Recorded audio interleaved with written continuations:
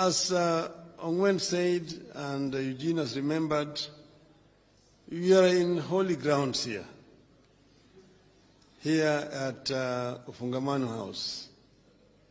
Many ideas have come from this holy place, which have actually contributed to change of lives of the people of our country. Ufungamano, sometimes we remember with nostalgia where we came from. Eugene has told you we used to be here with our parents who have since left us. And they told us how they themselves organized themselves to fight against colonialism and how independence was achieved. At that time, Kenya was facing one of the most entrenched dictatorships in our history. But we were able to basically tame that dictatorship. So nothing is impossible with the people power. If the people are determined, there's nothing that can stop them from achieving what they want to achieve.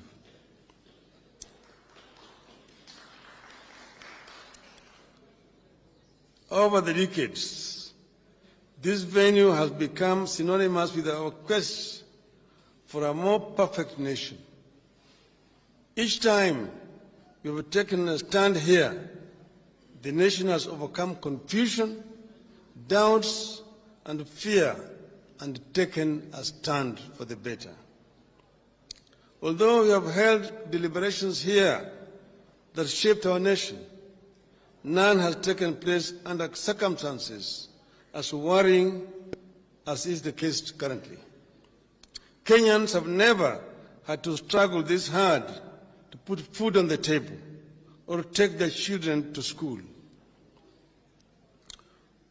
Even the civil servants have never gone without pay up to the 13th of the month.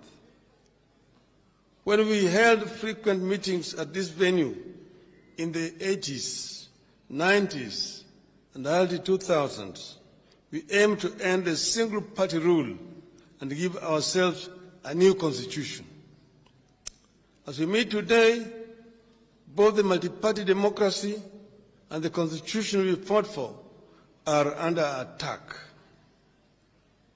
Our electoral system is under attack, and all the work that we have done in creating the Independent Electoral and Boundaries Commission and introducing the use of technology into our elections are clearly going to waste. Despite the Constitution that calls for inclusivity in public affairs, the professional civil service that we have tried to build since independence is being dismantled through tribal appointments and sackings. It seems to be the fate of this country that each time we are on the ascendancy, something happens to pull us backwards, and it always begins with elections. The election of 2007 pushed us to the brink, wiped out a thriving economy, and broke the ties that had held Kenya together for decades. This election of 2022 and the regime that emerged from it may be the most regrettable thing to have happened in our country's history. The failures they have recorded in a mere 6 months, including a record of high cost of food and a collapsing economy, should be enough warning that we have to act quickly and decisively.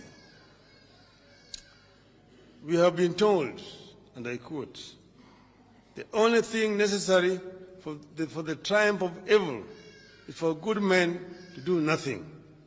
Read also good women," unquote. Our presence here underscores our refusal to be the good people who did nothing and allowed evil to triumph in our country. Something fundamental must give this time round, Otherwise, we could lose a whole country. Our wish is to achieve the overhaul of our state of affairs with the involvement of the people from all segments of our society at every stage.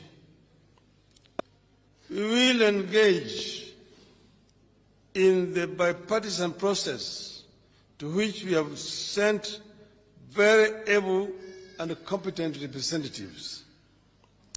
But the people must not be left out or behind. We are not going into this dialogue for deals in smoke-filled rooms. We are going into this to secure and safeguard fundamental life and death gains for the people and the country. Throughout the talks, we expect the people to stand on guard and ensure it's about them and the country. That's why we are gathered here today, so that people can consult and engage and be watchful. You must refuse to be party to the subterfuges of the past that are glossed over and compromised on fundamental issues for expediency. Something fundamental must give this time round, but only if the people stay engaged. We are not going into this to be rubber stamps. One of the things that has clearly been on display ever since these past 6 months is that Kenya Kwanza is a regime of rubber stamps. Subsidies are being removed from food, fuel, electricity, and school fees, exposing people to suffering, and Kenya Kwanza rubber stamps it as okay. They know there was an order for the opening of the IB servers, but the rubber stamp is as okay the refusal to open the servers. They know the buying of MPs to switch sides undermines our hard-won multi-party democracy, but they still rubber stamp it as okay. People are being appointed to and sacked from the civil service on tribal lines, but Kenya Kwanza rubber stamps it as okay. You have not agreed to participate in the bipartisan process to be another rubber stamp for Kenya Kwanza. That has to be understood from the outset. Should the talks falter or bear no fruit because of the grandstanding, lack of openness, lack of honesty, and intransigence